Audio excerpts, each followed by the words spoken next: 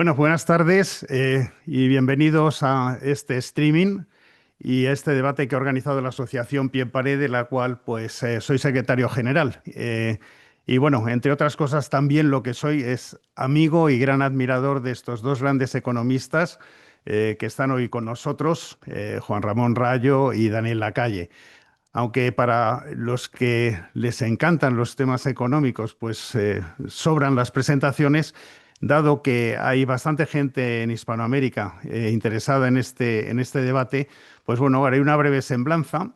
Juan Ramón es economista y jurista, es doctor en economía, pero además por mérito propio, no porque le haya hecho la tesis Miguel Sebastián como al actual presidente del gobierno. Y de Juan Ramón destaco pues, su visión ortodoxa y libertaria de la economía y sobre todo su insobornable independencia, que le ha llevado a no encuadrarse en ningún partido político y ni en nada que le pudiera condicionar. Y lo digo por propia experiencia, porque de hecho, como bien sabes, Juan Ramón, en algún momento traté de echarte el lazo para que asesoraras a lo que era entonces un partido eminentemente liberal, pero fuiste sabio y no lo hiciste. Y de Dani Lacalle, pues decir que es doctor en Economía, máster por el IES y titulado como analista financiero internacional, además de profesor de Economía Global en el Instituto de Empresa. Ha trabajado en Cidatel, en Pinco, Ecofin y ahora está de economista jefe de Tresis. Y de Dani, pues destacaré pues, su capacidad para el pluriempleo. Tiene una actividad frenética. De hecho, ahora, momentos antes de conectarnos, pues estaba haciendo cosas, seguramente que preparando alguna conferencia y alguna que otra cosa. Y también, sobre todo, pues la valentía que tiene pues, para adoptar posiciones generalmente contracorriente y acudir a debates en territorio comanche. En fin, la idea de este debate surge cuando compruebo a través de las redes que las discrepancias un poco entre ambos economistas, ambos, por decirlo así, profundamente liberales, los dos, sobre lo que está sucediendo en estos momentos en Estados Unidos con la mal llamada crisis de los aranceles. Y digo mal llamada crisis de los aranceles porque yo creo que trasciende a los aranceles. Hay otras barreras económicas que no son barreras arancelarias, como pueden ser pues, requisitos, legislaciones, etcétera, que también suponen pues eso, barreras al comercio. Pero también hay gente que dice que esto trasciende lo que es una guerra simplemente comercial, porque es una guerra por la hegemonía geoestratégica del mundo. Y bueno, en fin, nosotros lo que sí queremos todos es, porque valoramos las opiniones tanto de Daniel Lacalle como de Juan Ramón Rayo, conocer un poco cuáles son sus posiciones y tratar un poco pues, de aprender de ello con todo interés.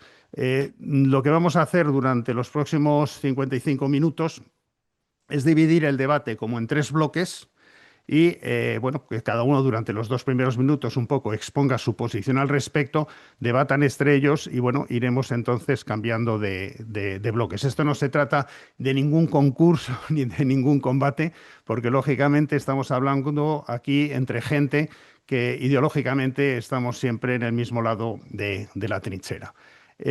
Empezando por el primer bloque, yo creo que a toda la gente nos interesaría saber primero, vuestro análisis sobre qué ha producido todo esto, vuestro análisis sobre si ha sido el déficit comercial, si era tan grave para producirse lo que se ha producido, entendiendo también, por supuesto, que los que estamos aquí todos somos liberales, pues que lógicamente se sobreentiende que todos estamos en contra de las barreras al comercio, de los aranceles y de los no aranceles.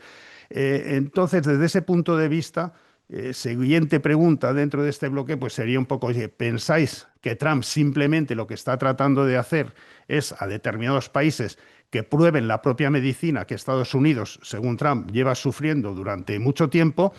O si es que realmente pretende instaurar una política proteccionista con carácter indefinido, o al menos para determinados países.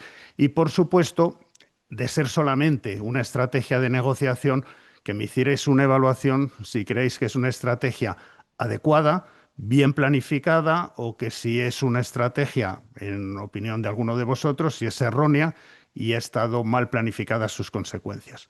Luego abramos este bloque y que empiece el que levante la mano.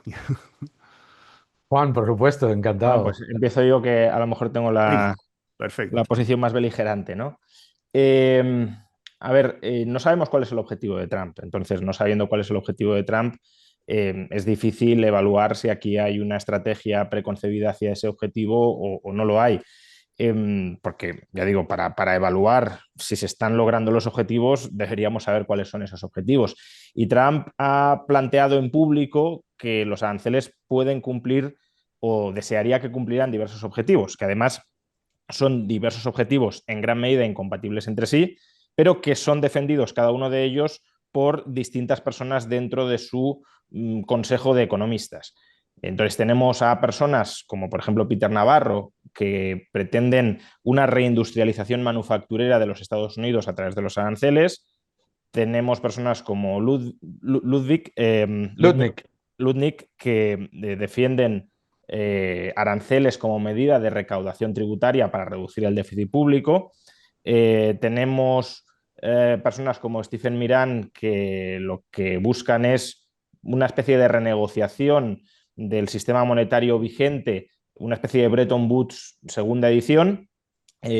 Luego tenemos gente como Bessent, que sí que parece que está abierto a que los aranceles sean una herramienta de negociación para un desarme arancelario mutuo, aunque no está muy claro si eso implica también a China o no, pero sí a otros países distintos de China. Entonces, claro, como tenemos distintos objetivos que, como digo, son incompatibles entre sí, porque si el objetivo de colocar los aranceles es negociar para terminar bajándolos, entonces los aranceles no son para recaudar, ni tampoco son para proteger.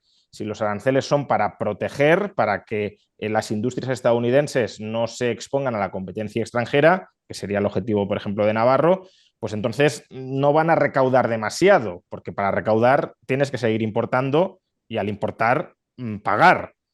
Si compras productos estadounidenses por los aranceles, eso no va a pagar arancel. Y si el objetivo es recaudatorio para bajar el déficit, pues entonces algo van a proteger, pero no demasiado, y desde luego no vas a negociar con ellos. Entonces, como no sabemos cuál es el objetivo, es difícil saber si hay una estrategia detrás. Ojalá, dadas las circunstancias, la estrategia fuera presionar al resto del mundo a que hubiese un desarme arancelario y no arancelario recíproco.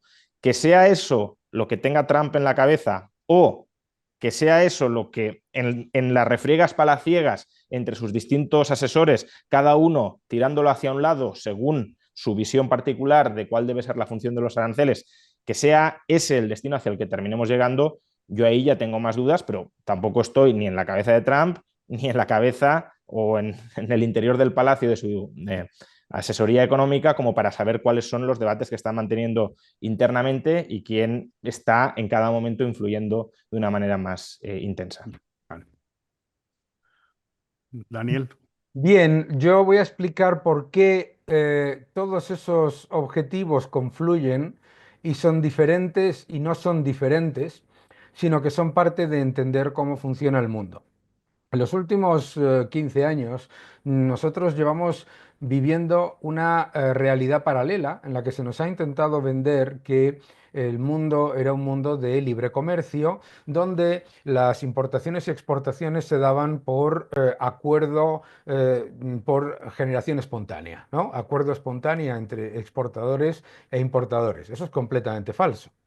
Vivimos en un mundo en lo que la norma son los aranceles, las barreras comerciales y en el que la norma además es poner cada vez más barreras a Estados Unidos con un objetivo, que Estados Unidos sea el centro mundial de recepción del exceso de capacidad productiva de otros países, mientras ¿eh?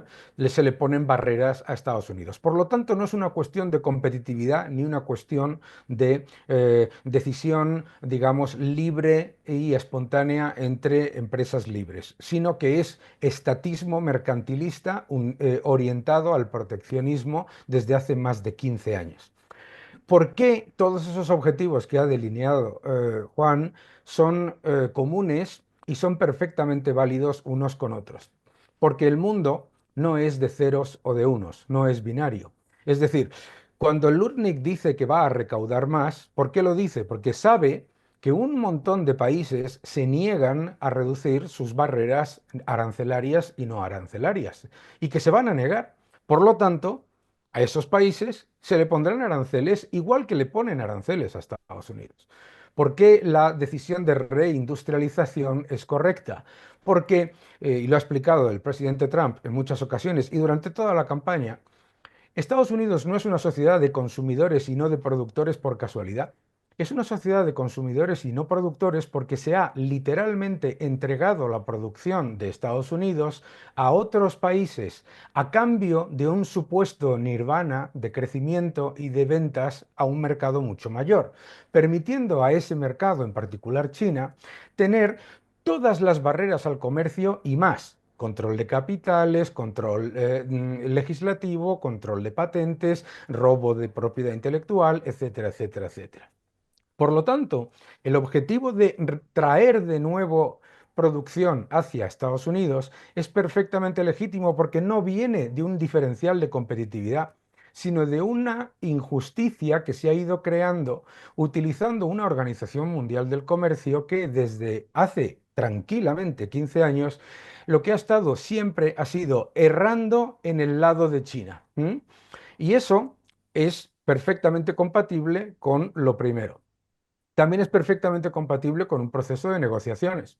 El secretario de Estado Scott Bessent y cualquiera de los miembros del equipo de Donald Trump y el propio Donald Trump entiende que el mundo no va a ser perfecto y que los aranceles se lanzan con un objetivo de equilibrar la balanza, no de eliminar el déficit comercial, sino de equilibrar la balanza, de eliminar las barreras a Estados Unidos y eliminar las barreras contra las empresas estadounidenses que son gigantescas.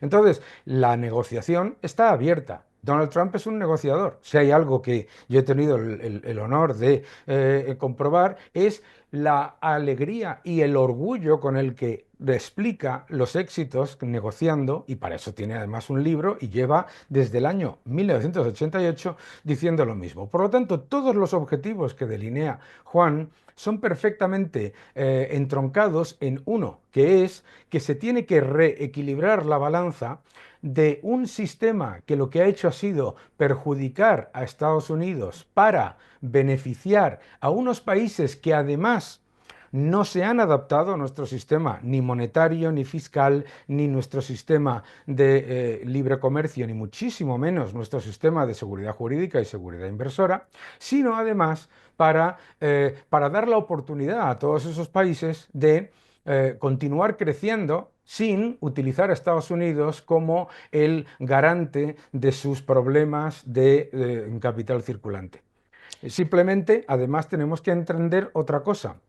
Durante 20 años antes de esos 15 que yo comentaba, el sistema de comercio mundial tenía una ventaja, que era que Estados Unidos efectivamente recibía productos más baratos de otros países y los consumidores de Estados Unidos se beneficiaban. Hace mucho tiempo que eso ha dejado de pasar.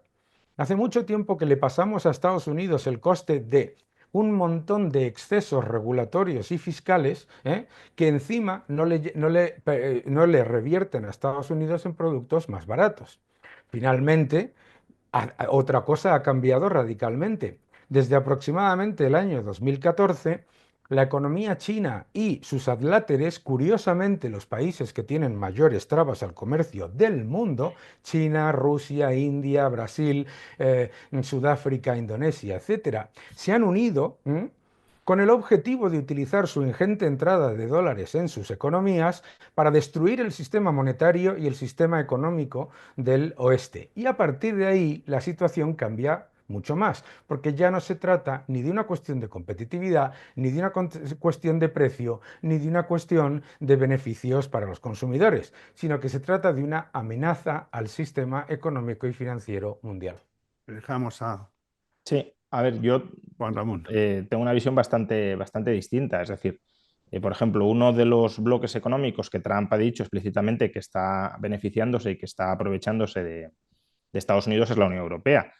Pero si miramos cómo se han comportado estas dos economías, Estados Unidos y la Unión Europea, durante los últimos 15 años, Estados Unidos ha despegado económicamente con un diferencial clarísimo frente a Europa y Europa se ha estancado, a pesar de que Europa tiene un superávit en bienes y, bueno, comercial en general amplio frente a Estados Unidos y Estados Unidos tiene un déficit comercial importante. ¿Por qué? Porque no perdamos de vista lo que implica que Estados Unidos tenga un déficit comercial. que Estados Unidos tenga un déficit comercial significa que Estados Unidos puede invertir internamente más de lo que ahorra internamente. Es decir, el déficit comercial de los Estados Unidos le permite financiar una sobrecapitalización de su economía, que no se dirige hacia la producción de bienes manufactureros, porque tampoco sé muy bien qué bienes manufactureros tiene que producir Estados Unidos, habiéndose especializado en servicios de alto valor añadido, donde justamente Estados Unidos, por ejemplo, sí tiene superávit con respecto a la Unión Europea. Entonces, yo no veo que durante los últimos 15 o 20 años los estándares de vida en los Estados Unidos se hayan deteriorado o que la economía estadounidense esté en retroceso o esté cada vez peor. Al contrario, yo creo que Estados Unidos ha despuntado hace 25 años. Las diferencias en PIB per cápita entre, sobre todo si cogemos, digamos, los países ricos de Europa y Estados Unidos, no eran muy grandes, hoy son enormes. Y eso ha sido un proceso que se ha dado durante los últimos 20-25 años. Europa se ha estancado, Estados Unidos no, y Europa se ha estancado, insisto, con superávit comercial global y frente a Estados Unidos. Y Estados Unidos ha crecido, no sé si gracias o a pesar, pero ha crecido con déficit comercial. Y en cualquier caso, el déficit comercial, o más en general el déficit corriente de Estados Unidos, y ahí veo otro problema, es consecuencia de que el dólar sea moneda de reserva global. Es decir, el exceso de demanda global de dólares, por ser el dólar moneda de reserva global, te lleva a que el dólar, o sea, Estados Unidos, la única forma que tenga, bueno, habría otra, ¿no? Que sería swapeando activos, pero la forma ordinaria de entregar dólares al resto del mundo, que son muy demandados, sea justamente con déficits comerciales. Es decir, el resto del mundo quiere pasivos de la economía estadounidense, quiere dólares, quiere deuda pública estadounidense, y Estados Unidos suministra esos dólares. Si el dólar no fuera moneda de reserva global, no habría tanta demanda global de dólares y el dólar no estaría tan apreciado en términos relativos frente a otras divisas. Y por tanto ahí podría haber, mediante depreciación de la divisa, ganancias de competitividad, aunque tampoco creo que esa sea la forma estándar en la que un país ha de ganar competitividad. Pero bueno, el exceso de demanda global de dólares, desde luego, lo que hace es mantener el dólar relativamente sobreapreciado frente al resto de divisas. Pero claro, si el problema es ese, y ese reconozco que puede ser un problema, es decir, que tiene beneficios para Estados Unidos y es que puede comprar al resto del mundo prácticamente sin pagar o, digamos, entregando dólares, no vendiendo nada a cambio, pero es verdad que eso te resta competitividad frente al resto del mundo por la sobrevalorización de tu divisa. Ese problema tiene una solución relativamente sencilla y es permitir que haya otras monedas de reserva global. Pero justamente ahí Trump, y creo que hacía antes referencia Dani a ello, cuando China, India, Brasil, etcétera, han lanzado el globo sonda, que para mí ni siquiera tenía mucha sustancia como tal, pero han lanzado la idea, el globo sonda, de, oye, a ver si los BRICS creamos una divisa alternativa, lo que ha dicho es cualquier país que ose utilizar una divisa distinta del dólar como moneda de reserva, 100% de aranceles. Bueno, si queremos que el dólar no sea moneda de reserva global, porque eso es lo que está sobreapreciando el dólar y lo que está induciendo a Estados Unidos a tener déficits comerciales muy altos, pues entonces distribuyamos el juego de las monedas de reserva globales, no lo concentremos todo en el dólar. Sí. Lo que no se puede estar, digámoslo así, es en misa y repicando, es querer que el dólar sea moneda de reserva global y luego pretender que Estados Unidos no tenga déficit comercial con el resto del mundo, que es la forma estándar, ordinaria y casi natural de suministrar dólares demandados al resto del mundo. No, pero Juan, es que no es, yo creo que es muy importante entender la diferencia de las magnitudes. Es decir, no es que Estados Unidos tenga que tener superávit comercial, en ningún caso. No, ese es el objetivo y lo ha dicho Scott Bessent, lo ha dicho yo creo que todas las personas que tú has mencionado y además Hassett y otros muchos más. No se trata de eso, es el exceso de déficit comercial, porque efectivamente Estados Unidos, por ser la moneda de reserva del mundo, tiene el lujo de poder tener un déficit fiscal y un déficit comercial, pero no cualquier déficit fiscal y cualquier déficit comercial, porque como se pone en peligro que sea la moneda de reserva del mundo, es precisamente con la visión de cualquier oferta de dólares que ponga Estados Unidos en el mundo va a ser absorbida por los demás y por lo tanto, pues volvámonos locos con el déficit fiscal, como hizo la administración Biden, y volvámonos locos con el déficit comercial, como también hizo la administración Biden y otras, no es solamente. Entonces, eso es importante el exceso. ¿Por qué? Porque se vuelve contra ti. Es decir, tú puedes ser una economía, igual que una gran empresa, tú puedes ser una economía que tiene capacidad de financiación, pero no toda la capacidad Ujú. de financiación ni ilimitada. Es importante lo que tú has dicho sobre el superávit de la Unión Europea y el crecimiento económico. Que la Unión Europea haya despilfarrado su superávit comercial con Estados Unidos para continuar hundiendo su propia economía es un éxito incuestionable de sus propios gobiernos y de sus propios políticos. ¿Eh? Recordemos que la Unión Europea se creó para, entre comillas, proteger a la industria, a la agricultura y la ganadería, y se ha cargado a la industria, a la agricultura y la ganadería. Pero es muy importante porque que el hecho de que la Unión Europea no lo haya hecho bien con respecto a Estados Unidos no significa que el déficit comercial de Estados Unidos con respecto a la Unión Europea sea completamente injustificado. Y precisamente por ese hecho, los productos que la Unión Europea produce y envía a Estados Unidos no son más competitivos. Son mucho más caros de producir, son muchísimo más caros de manufacturar, son mucho más complicados burocrática y fiscalmente. Y sin embargo, en la subvención encubierta que viene por los dos lados hace que una cosa que es mucho más cara de producir se pueda vender sin problemas en Estados Unidos y aquí ni se vea. Ya no sé qué, no es que se venda poco, es que ni se vea. Y yo creo que esa es la parte. Por eso se trata de equilibrar la balanza. Efectivamente, todo lo que dices, Juan, es correcto, pero el suministro sin control de dólares a la economía. De hecho, a la economía global, lo que ha hecho ha sido dos cosas. Uno, facilitar que otros decidan cerrar su economía. China. Segundo, que utilicen esos dólares para atesorar una posición de enfrentamiento, no de cooperación de comercial ni financiera con Estados Unidos. Y tercero, también muy importante, es que no se trata de tener un déficit fiscal cero, ¿eh?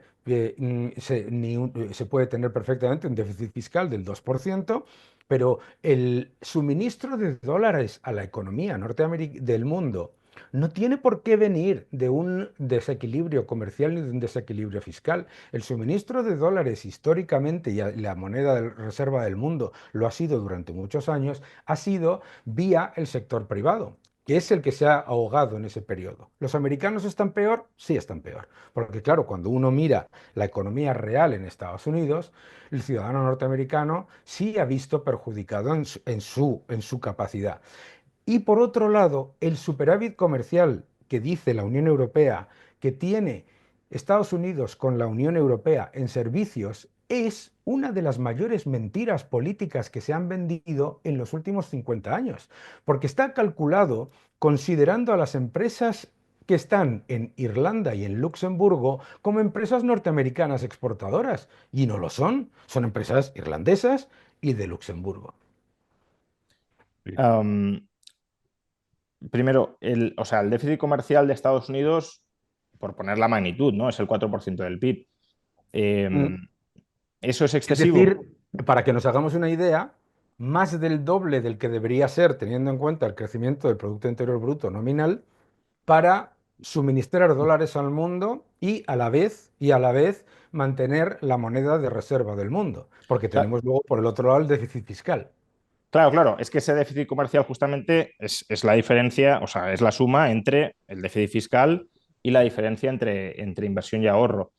Entonces, claro, una forma que tendría el gobierno de Donald Trump de reducir, incluso de generar si lo quisiera, otra cosa es si es conveniente o no, ¿eh? Pero si de verdad le preocupa el déficit comercial y tiene sentido que le preocupe, o sea, Dani ha mencionado implícitamente la paradoja de Triffin y creo que es muy pertinente porque es verdad que el que suministra una moneda de reserva global se tiene que mantener solvente. Si Claro, suministra un claro. exceso de moneda de reserva global, ese estatus de moneda de reserva global puede terminar peligrando como consecuencia de un exceso de endeudamiento y ahí el paralelismo que ha trazado con una gran empresa que se endeuda, se endeuda, se endeuda y se endeuda, pues está muy bien traído porque al final esa gran empresa sí tiene capacidad de endeudamiento, pero no ilimitada, ¿no? Pero claro, si a Donald Trump le preocupa el déficit comercial, y podría preocuparle, no es tan sencillo, obviamente, porque la cláusula ceteris paribus no opera como tal en la economía, pero si Donald Trump pasara del déficit público, que eso sí lo controla él,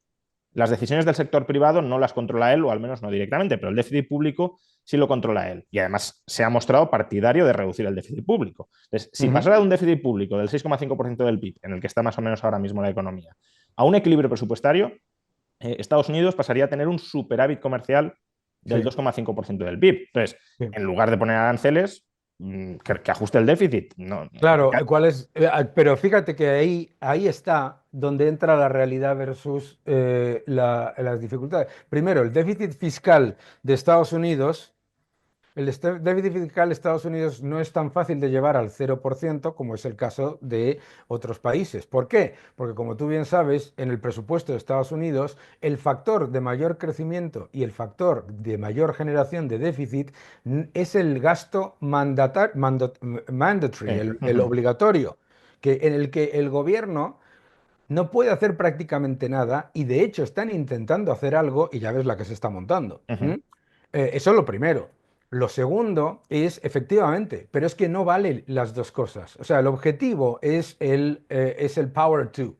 El objetivo, y obviamente eso es un objetivo como el de cualquier otro gestor, ¿no? Es 2% de déficit fiscal, 2% de déficit comercial y una economía que tenga un crecimiento nominal del 4% es 2% más 2% máximo de inflación. Bien, todos esos factores, una vez que los entendemos, yo creo que, claro, el problema con el que se encuentra la administración Trump es el de vamos a hacerlo gradualmente. No se puede hacer. En el año 2016, como tú comentabas antes, en el año 2016, la administración Trump con Mnuchin y con Tillerson decidieron llevar a cabo el proceso de negociación de levantamiento de barreras arancelarias con la Unión Europea en particular, pero también con China, de manera diplomática. ¿Qué es lo que pasó? Que entre el año 2017 y el año 2023, lo único que han hecho esas dos economías ha sido aumentar sus barreras no arancelarias y también las arancelarias. Entonces, yo creo que lo que tú comentas efectivamente es esencial. Es que estamos totalmente de acuerdo. Es que tiene que reducir el déficit fiscal y tiene que reducir el déficit comercial. Pero si no reduce el déficit comercial, lo que va a continuar ocurriendo es que lo que ya ha pasado con Estados Unidos va a pasar con la Unión Europea. Es decir, lo que está diciendo Donald Trump al mundo es, señores, que no estamos jugando con las mismas reglas, que enfrente tienes a un gigante económico que se ha creado con nuestros dólares y nuestros euros, que no tiene ni seguridad jurídica, ni seguridad legal, ni seguridad monetaria, porque la moneda está completamente intervenida, ni libertad de capitales. Entonces, le estás dando a ese gigante tu capacidad manufacturera, no por competitividad, sino por irresponsabilidad. Pero fíjate, es decir, yo reconozco que el déficit público puede ser complicado de eliminar. Es decir, es verdad que hay una barrera entre la teoría y la práctica, por decirlo de alguna manera. Pero de la misma manera, si no se elimina el déficit público o no se reduce de manera muy importante el déficit público, la única forma de reducir el déficit comercial es con una contracción de la actividad inversora en el sector privado. Y eso no creo que sea un escenario que sea muy positivo para Estados Unidos, porque es que el déficit comercial es déficit público más exceso de inversión interna sobre el ahorro interno. Con lo cual, si el déficit público no se toca, la única forma de reducir el déficit comercial es que el ahorro interno se ubica por encima de la inversión interna. De hecho, parece como que lo normal sería que las economías, esto lo ligo con una reflexión anterior que has hecho de Europa ha despilfarrado su superávit comercial. Me parecería como que una economía que tiene superávit comercial es una economía que debería ir muy bien y que debería crecer mucho. Pero es que una economía que tiene superávit comercial puede ser una economía que esté absolutamente estancada. Es decir, es una economía donde dentro no existen oportunidades de inversión y como no existen oportunidades de inversión y se ahorra mucho, que es un poco la situación de Europa, ¿no? Más o menos un continente rico, entre comillas, pero sin ningún tipo de oportunidad inversora adentro. Entonces, ahorramos, tenemos cierta capacidad de ahorro en agregado, pero no hay oportunidades de inversión. ¿Qué hacemos con esa diferencia? Pues buscamos oportunidades de inversión fuera, por ejemplo en Estados Unidos, que es una economía mucho más innovadora, abierta y productiva.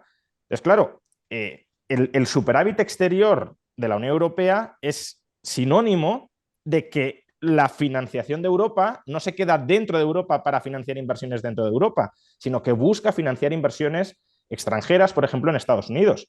Claro, si Estados Unidos... No, pero Sí. no, porque, a ver, primero, es muy importante el riesgo de, que lo estás infiriendo tú perfectamente, que el riesgo de que nosotros metamos en inversión y en utilización de capital excedentario cualquier utilización de ese capital excedentario. Cuando se ha utilizado, como es el caso de Estados Unidos y también de la Unión Europea, en el caso de la Unión Europea con muchísimo mayor agresividad, esa capacidad para aumentar masivamente el exceso público y aumentar masivamente también la posición de privilegio del exceso público con respecto al sector privado y además se le añaden trabas fiscales y administrativas a la inversión privada, resulta que esa posición aparentemente privilegiada que tiene la economía norteamericana, que es que atrae una enorme cantidad de capital de otros países, en realidad regurgita solamente y de hecho en el 99%, solamente en un porcentaje muy pequeño, que es el mercado de capitales y fundamentalmente alrededor de un endeudamiento público que es absolutamente brutal. Entonces, claro, esa posición aparentemente privilegiada resulta que efectivamente, y eso es una de las razones porque salió el famoso debate de la desigualdad, resulta que efectivamente quien está en el lado de la creación de dinero y quien está en el lado del movimiento de ese capital, resulta que se beneficia de manera muy significativa la diferencia de Wall Street versus Main Street, la diferencia de gobierno versus ciudadanos que vivimos tanto en la Unión Europea como en Estados Unidos. Lo que pasa es que en Estados Unidos ahora están intentando hacer algo Sí, sobre ello. pero por eso decía que si el déficit público no se reduce,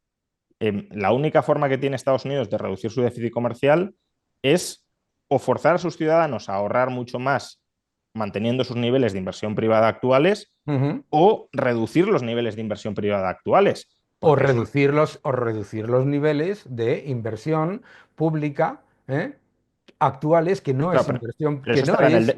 claro, pero eso estará en el déficit. Quiero decir, No, no, eso es, no, lo que no está en el déficit, está en la parte del déficit que no cubren los ingresos, pero no está en el déficit. O sea, nosotros lo que tenemos que ver es de todo el gasto, uh-huh, estatal, ¿de sí, acuerdo? sí, Es claro. verdad que hay una parte que es un 2% del Producto Interior Bruto aproximadamente, que es perfectamente gestionable, que efectivamente no está cubierto por los ingresos del sector público. Pero es que el problema por donde viene es por la otra parte. Es decir, es el efecto desplazamiento, el crowding out tan evidente que está habiendo Sí, sí. por parte de una economía financiera, y yo como operador del mercado financiero llevo, como sabéis vosotros dos y la mayoría de los que Uh-huh, nos vean, llevo años criticando a todos esos operadores del mercado financiero que aplaudían hasta que se les sangraban las manos cada vez que se duplicaba el gasto uh-huh. público, aumentaba el déficit, etcétera. ¿Por qué? Porque significaba mucha más expansión cuantitativa,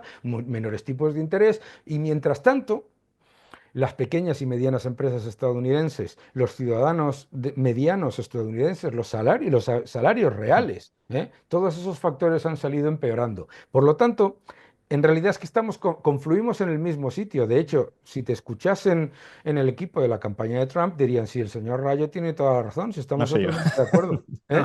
No, no Sí. sé yo si lo diría, Oye, pero No, no, pero ¿sabes lo que te dirían después? Te dirían, the world doesn't work that way. El mundo no funciona de esa manera. claro, lo, Y entonces te irían a decir que el mundo, no solamente esta posición que está tomando la administración Trump no lleva a que la inversión productiva privada decaiga, sino que con la bajada de impuestos, con la desregulación, etcétera, que la inversión productiva privada aumente, la, entre comillas, inversión, que es gasto público, se reduzca. Obviamente todo eso es un shock después de lo que ha venido complicado. Vale, pero entonces lo que quiero decir es, si van a reducir el déficit público, es decir, gastos públicos, incluyendo inversión pública, menos impuestos, no hacen falta aranceles, porque con la reducción del déficit No, público vas a reducir o eliminar el déficit comercial.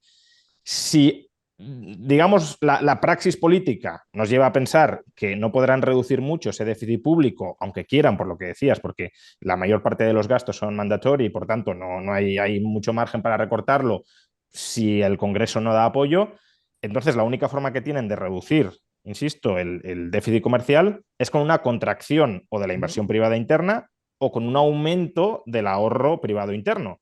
es que el Porque, aumento del ahorro privado interno ya de entrada te viene con la reducción de impuestos, pero en cualquier caso, lo que tú pero acabas de eso sí comentar, no aumenta si el tú déficit dices, público. sí, pongamos el argumento que tú acabas de decir, oye, pues si reduce usted el déficit público, no tiene usted que preocuparse por el déficit comercial.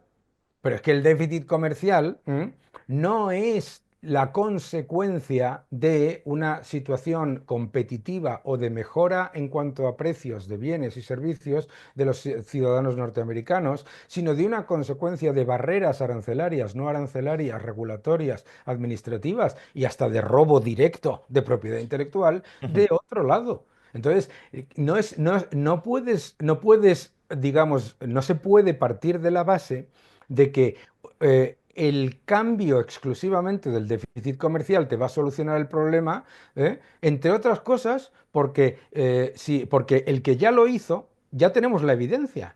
¿Quién lo hizo? Lo hizo Bill Clinton, obviamente tirando del viento de cola que le llegaba de Reagan, pero Bill Clinton te llevó al país a superávit fiscal y el problema comercial no solamente no se redujo, sino que aumentó. De No, pero, hecho, la destrucción del sector manufacturero y la destrucción del sector agrícola e industrial de Estados Unidos la puedes poner literalmente, el principio en la era Clinton.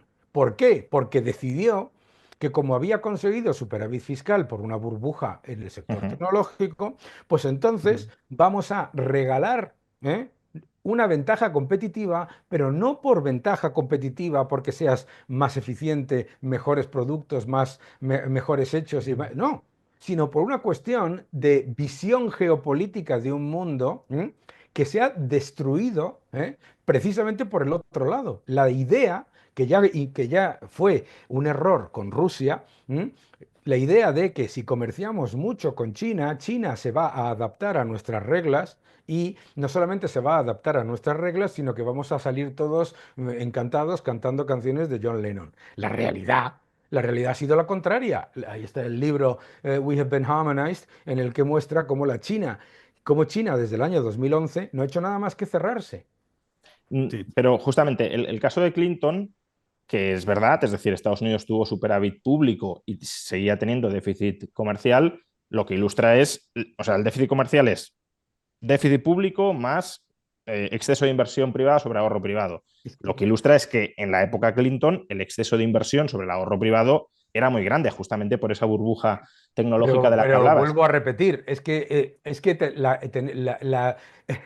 la calidad o la relevancia de esa inversión es muy importante, porque No, a claro, pero mí, si sí, yo sí, soy sí. un ciudadano, si yo soy un ciudadano norteamericano, sin quitarle toda la importancia que tiene el sector Ujú. financiero. A mí, literalmente, que se pase de pagar 9 veces EBITDA por una empresa a 52 veces EBITDA por una empresa, me mejora la vida en cero.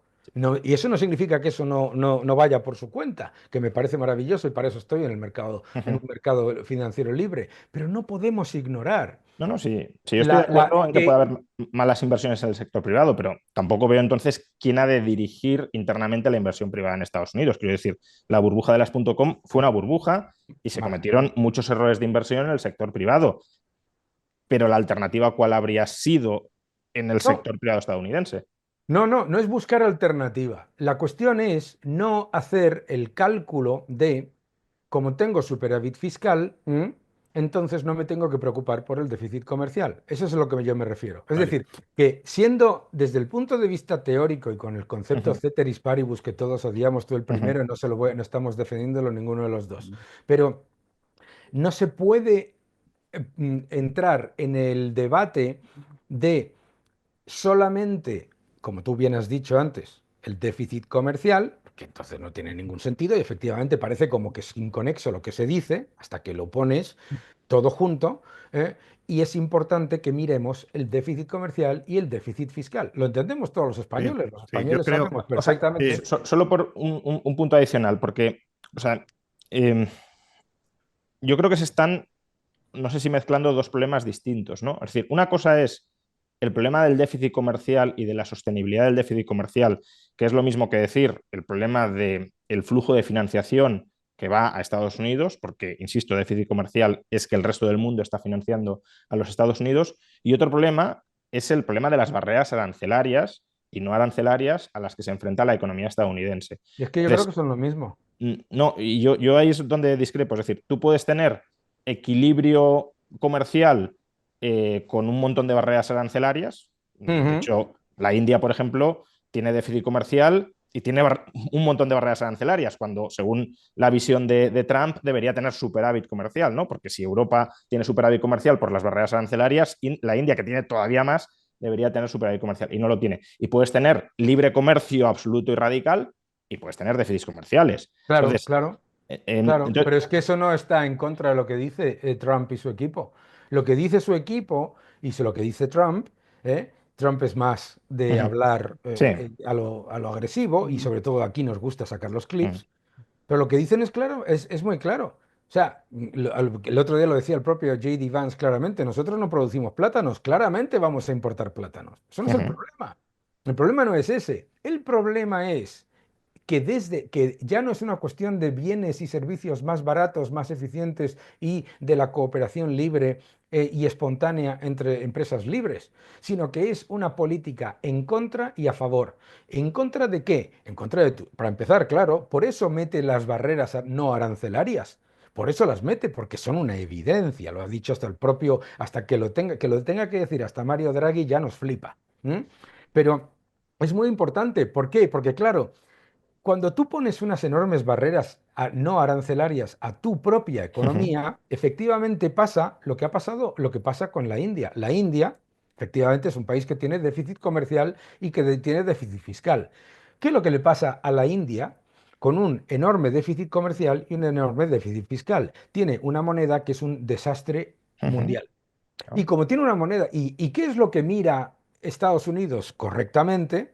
Dice, vamos a ver, si es que todo lo que estamos diciendo, tanto por el lado de la Unión Europea como por el lado de la India, confluye en el mismo factor, que es que lo que acabas cargándote es a tu moneda, o sea, todo eso Ujú, entra dentro de un solo debate, que es el debate monetario, que es lo que comentábamos ya desde el año 2014, que tenemos un gravísimo problema porque nos hemos acostumbrado a un constructo que se está rompiendo, que es que el euro, la libra, el dólar son las monedas de reserva del mundo porque patatas.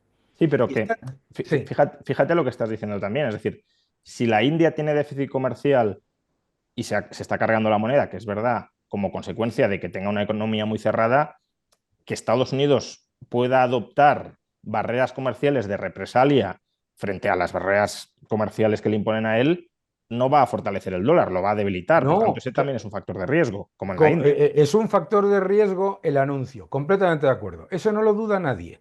Yo entiendo completamente el shock que genera el anuncio de vamos a poner aranceles a todo el mundo. Ya eso lo entiendo perfectamente y por eso estoy, vamos, me paso todo el día en el mercado hablando de esos temas. Pero es muy importante entender que es por qué los aranceles, porque además, claro, inmediatamente se ha creado una narrativa, entre otros, entre buenos amigos liberales, de que no es una herramienta de negociación, es una herramienta de proteccionismo. No puede serlo. No puede serlo precisamente por el ejemplo de la India. Porque el objetivo está en el programa de la campaña de Estados Unidos del presidente Trump, en el punto 6 está mantener al dólar como moneda de reserva Claro. del mundo. Si tienes ese objetivo, como tú bien dices y como estamos contando, Ujú. si tienes ese objetivo, claramente es para negociar. Lo que pasa es que ¿y por qué? Y tú dirás, bueno, pues entonces que no ponga aranceles. ¿Por qué lo hace? Porque no ha habido otra opción.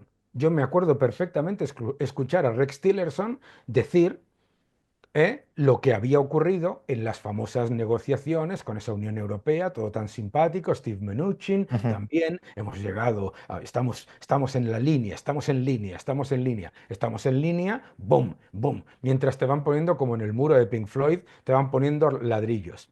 Entonces, esa es la diferencia, ¿sabes? Pero efectivamente es que es completamente compatible. No es que se esté intentando ser como la India, es que desde la posición de fuerza que todavía te queda como Estados Unidos, le dices al mundo, negociar o perder. No Claro, hay otra opción. pero tú también has dicho al principio que parte de los objetivos, o sea, cuando he dicho hay distintos Ujú. objetivos y no todos ellos son compatibles, has dicho, y puedes tener razón en eso, o sea, lo desconozco porque no estoy en la cabeza de todos ellos y no tengo contacto con ellos, pero has dicho, habrá países que no quieran bajar sus barreras arancelarias y por tanto ahí Estados Unidos les va a meter mayores barreras arancelarias permanentes, no de negociación. Mm. Pues ahí sí que va a haber un cierto encerramiento de Estados Unidos con respecto a esos países que mantienen las suyas. Y eso, No, porque ¿qué encerramiento puedes tener? ¿Qué encerramiento puedes tener cuando sabes los dos talones de Aquiles que tienen los países que tienes enfrente? ¿Cuáles son los dos talones de Aquiles que tienen? Número uno, por todo lo que tú has comentado maravillosamente, número uno, necesitan vender a Estados Unidos porque su exceso de capacidad productiva es muy superior a su capacidad de venta en cualquier otro mercado. Y no hay alternativa al consumidor norteamericano. Y número dos, y más importante, necesitan la gigantesca entrada de dólares para sostener su propia moneda, porque está en el activo de su balance del Banco Central. Entonces, la posición efectivamente es, claro, ¿qué hace Reino Unido o Suiza con aquellos países cuyas barreras arancelarias son gigantescas? Obviamente no les dice a esos países, ah, bueno, pues vosotros mismos. No, les pone aranceles a ellos, claro. Por eso son recíprocos. Por eso son recíprocos y por eso incluye las barreras no comerciales. pero entonces sí va a haber un cierto encerramiento con respecto a determinados países que no van a quitar las suyas. Es que eso no es encerramiento cuando ya está cerrado, ¿verdad? Bueno, está cerrado para que Estados Unidos venda, pero no para que Estados Unidos compre. Entonces ahora va a Pero estar cerrado la venta y la compra. no, a ver, es que es importantísimo incluir todos los factores. Es decir, está cerrado, a ver, Estados Unidos sigue siendo la economía más abierta, de todas las Ujú. Sí, economías sí. del entorno. Que para un producto, ¿eh? No es ni siquiera es una novedad, es algo que llevamos décadas con esa misma forma de hacer. Es decir, efectivamente. Reagan, vamos a negociar con Japón. ¿Cómo negociamos? Primero decimos, te vamos a poner aranceles. Después Japón negocia y llegan a soluciones. En lo que no se llegan a soluciones, se pusieron aranceles.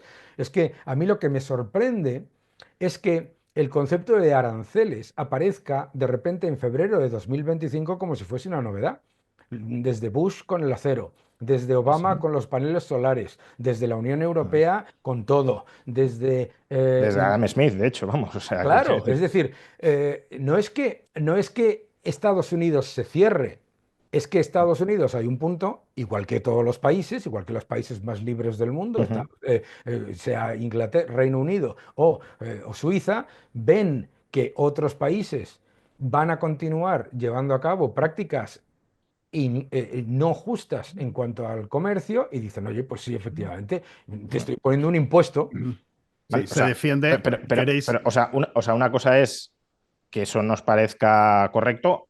A mí no me lo parece porque siempre he No, no, a mí no defendido me parece. A ver, el desarme arancelario perdona, unilateral, pero sí es un encerramiento. O sea, va a no, haber vamos a menos ver. flujo comercial después de que Estados Unidos imponga el arancel si no hay renegociación y no lo bajan los dos. Es decir, pongamos por caso, no sé si va a pasar así, pero China, Sí, Estados Unidos tiene dificultades para vender a China. Y ahora ha habido una escalada arancelaria recíproca que, si no se desescala, va a aniquilar el comercio entre los dos bloques económicos. Entonces, obviamente va a haber menos comercio con estos aranceles que el que había antes de la escalada arancelaria, que podrá No, parecer... ¿por qué? ¿Por qué? Muy sencillo, porque la economía china, con y sin escalada arancelaria, llevaba cerrándose desde el año 2011. Y, Sí, pero que ahora y está más cerrada. por lo tanto, si Estados Unidos, por eso están los contenedores en los puertos de China ahora mismo completamente abandonados. Porque el modelo de China es vender su problema de capital circulante al resto del mundo gratis. Y eso no tiene sentido desde el punto de vista monetario. No tiene ningún sentido. No lo ha tenido antes, no lo tiene ahora. Y por lo tanto no supondría un encerramiento de Estados Unidos, sino el reconocimiento del encerramiento que ya tenemos desde hace mucho tiempo. Antes se cerraba uno y ahora se cierran los dos, pero que hay No, no, más. no, no, no, no. Es que no es un grifo. Es que el otro no tiene posibilidad. No es un grifo, porque cuando tú tienes las limitaciones a la propiedad intelectual, las limitaciones legales, las limitaciones institucionales, las limitaciones inversoras y además los aranceles, ya para Ujú. añadir, no es que digas se cierra para uno y se abre para el otro, es que hay un grifo que no está abierto. No, pero quiero decir, el flujo comercial, quiero decir, las últimas estadísticas que tenemos es que las exportaciones de China a Estados Unidos han caído un 60% y las exportaciones de Estados Unidos a China un 40%. Obviamente el flujo comercial ahora está más cerrado de lo que estaba antes, que a lo mejor es la solución adecuada. Yo creo que no, pero No, no, una cosa es lo que nos parezca que se aniquile el comercio recíproco y otra que decir que no se está aniquilando no, en no, mayor no, medida de no. lo que lo estaba antes. Pero Que no se antes a lo mejor era está. comercio injusto, bueno, pero No, en cualquier no. caso había comercio. No, no, no, no. Es importante entender un factor muy diferente, que es. No es solamente una cuestión de comercio, es una cuestión monetaria, es una Sí, cuestión, sí. ¿vale?, hegemónica. Pero también hay otro factor muy importante, que es que los aranceles que se están poniendo, ¿de acuerdo?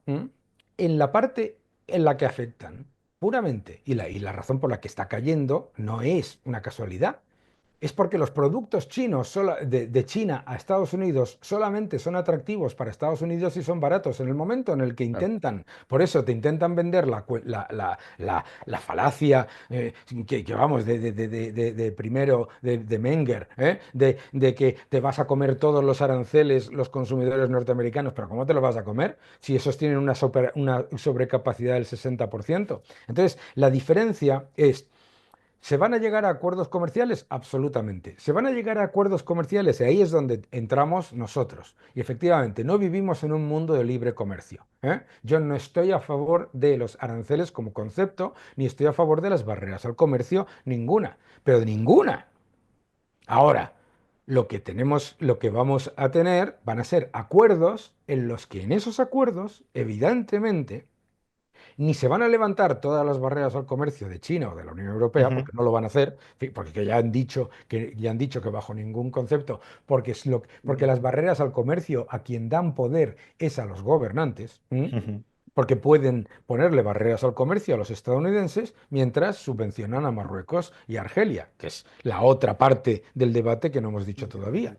Pero efectivamente, los acuerdos a los que se van a llegar no van a ser acuerdos perfectos, pero van a ser acuerdos en los que el comercio global, y se ha demostrado desde los aranceles, no como si Reagan fuera el primero, pero Ujú. me da igual, vamos a ponerlo desde Carter, desde los aranceles empezaron siempre en Estados Unidos, desde Carter, que yo recuerde, hasta hoy, siempre se han puesto por las barreras comerciales y no comerciales de los otros. Es decir, que y el comercio global ha crecido, ha llegado a máximos históricos y continuará llegando a máximos históricos. Otra cosa es que un señor que manda un contenedor a Estados Unidos le diga al distribuidor de Estados Unidos: oye, que es que ha dicho tu presidente que voy a tener que comerme aranceles, que te subo el precio un 30%, y el distribuidor le dice: ahí te quedas con el contenedor. Que me parece lógico también, por Ujú. otro lado. Quería, Entonces se caerá el quería, comercio. O sea, quiero decir, si no lo paga el consumidor estadounidense y no se lo come él porque no se lo puede comer, porque tiene margen, pero no, quiero decir, ahora los aranceles están al 150% por encima Bueno, incluso. todavía no está implementado, pero vale, sí. Sí, pero que esos aranceles obviamente significan que no va a haber transacciones comerciales. Entonces, Pero las sí. transacciones comerciales, esto es como los impuestos, efectivamente. Tú dices, oye, pues cada vez que te ponen mayores impuestos, se le ponen mayores barreras a la inversión, mayores barreras al empleo y mayores barreras al crecimiento. Absolutamente, estamos todos de acuerdo. Ujú. Pero no significa que una vez llegados a acuerdos en el que Ah, no, claro, sí. dos partes, a partir de ahí se siga creciendo. Y el ejemplo más evidente es Japón. El ejemplo y Corea del Sur. El ejemplo más evidente es Japón, que era la sociedad más proteccionista, más Ujú, cerrada y más claro. orientada a vender su exceso de capacidad a Estados Unidos.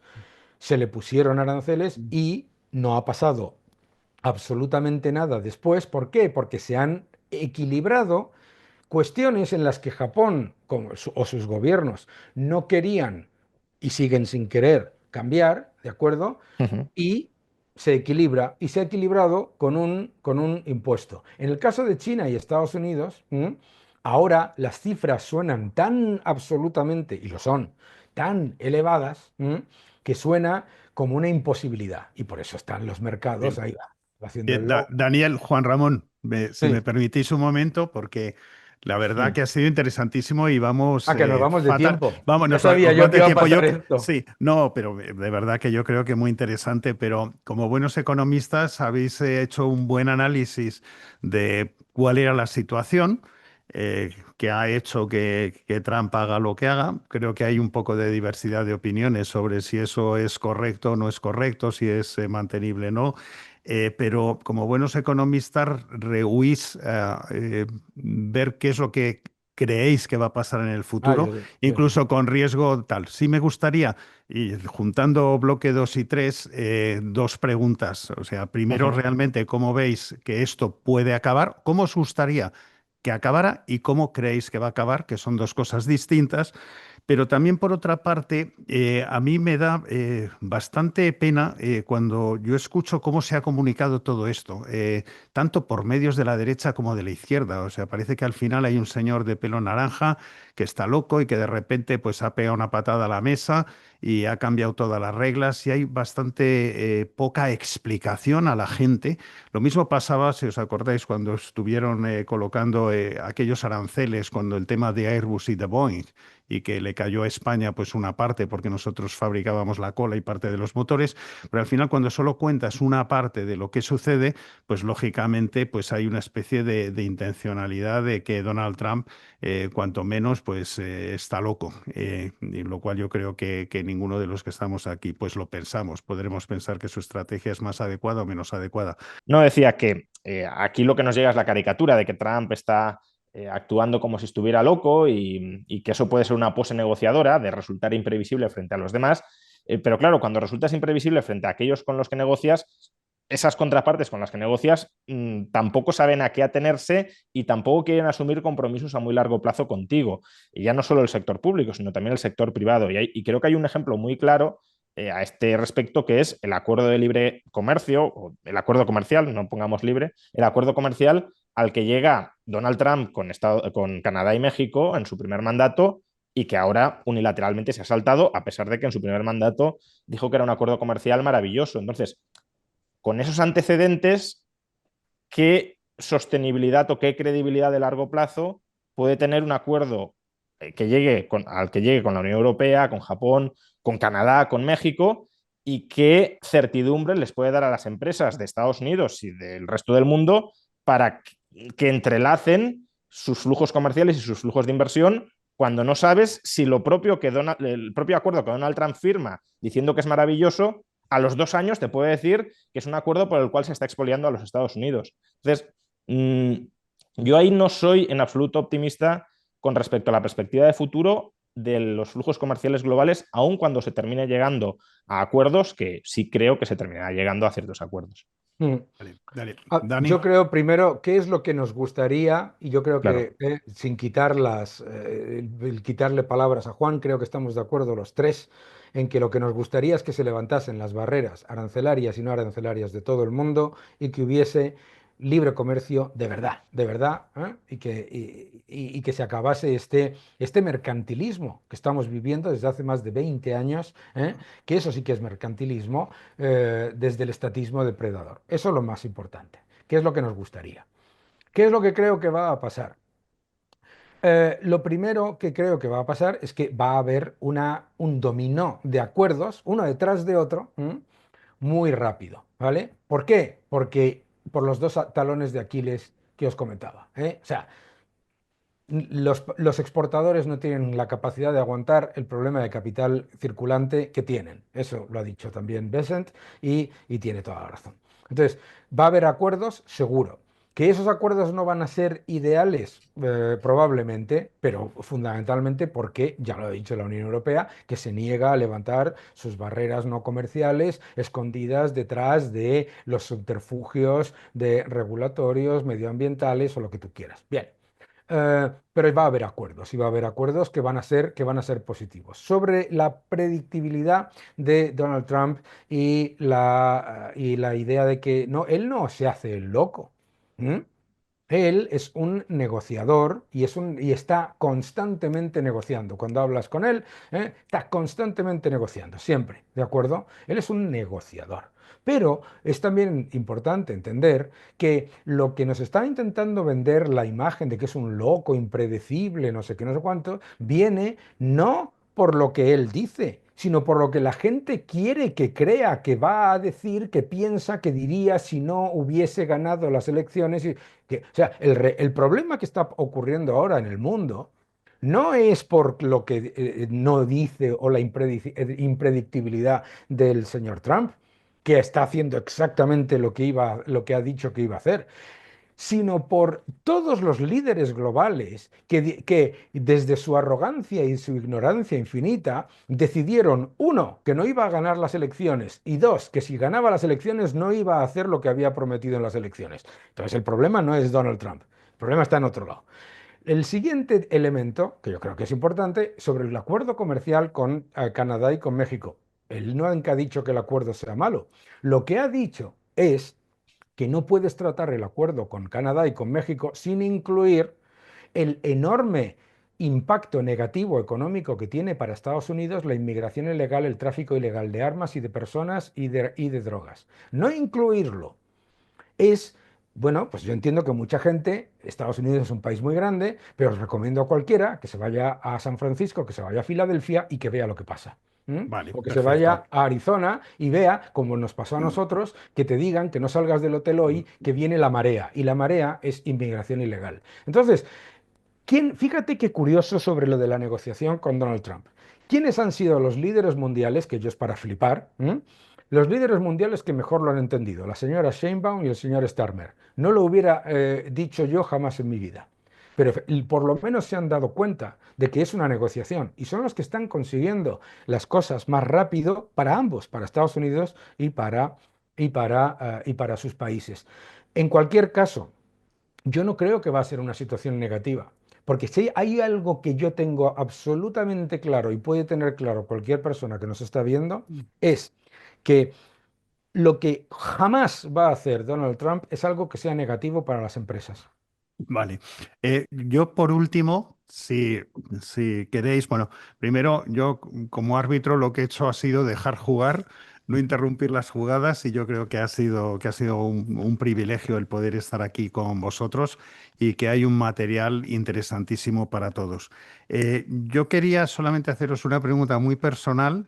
Y luego, aparte, que si tenéis algo que se os haya quedado en el cajón y queréis decir ahora por último, decirlo. Pero la pregunta muy personal es a Juan Ramón y también a ti, Dani, si después de esta conversación entre vosotros hay algún punto de vista que tuvierais antes de que se haya producido esto que os lo haya hecho recapacitar sobre él. No hace falta ni siquiera que digáis concretamente cuál, pero haceros esa pregunta y luego posteriormente, si hay algo que se os haya quedado en el tintero, oye, pues comentarlo y concluiremos esta maravillosa experiencia.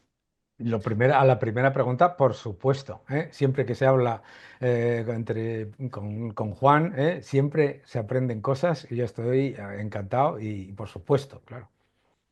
Bueno, pues nada, gracias igualmente. Yo lo que se me ha quedado en el tintero y que creo que sí que es importante eh, es, más allá de que esto sea una negociación y de que esto pueda, no sé si concluir bien, desde mi punto de vista, no estamos en un mundo libre en materia comercial, pero no vamos a ir a un mundo más libre en materia comercial, pero bueno, ojalá me equivoque. Pero lo que sí tengo claro es que no vamos a ir al mundo que nos gustaría a todos, que es de libertad comercial absoluta entre todas las partes. Pero justamente para acercarnos poco a poco, aunque sea a ese mundo de libertad comercial irrestricta, creo que es muy importante las ideas, la cultura, la ideología, los valores que hay en la opinión pública, que hay en el ambiente. Y en ese sentido, más allá de todo lo que a corto plazo genere esta guerra comercial o esta guerra contra el comercio, me preocupa mucho los mensajes y la retórica y los argumentos que en medio de esta negociación está colocando en la esfera pública el gobierno de Trump. La Unión Europea a lo mejor no dice nada y lo hace, pero como poco al menos no dice nada y tiene una retórica hipócrita, porque dice algo distinto de lo que hace, pero no tiene una retórica proteccionista al menos.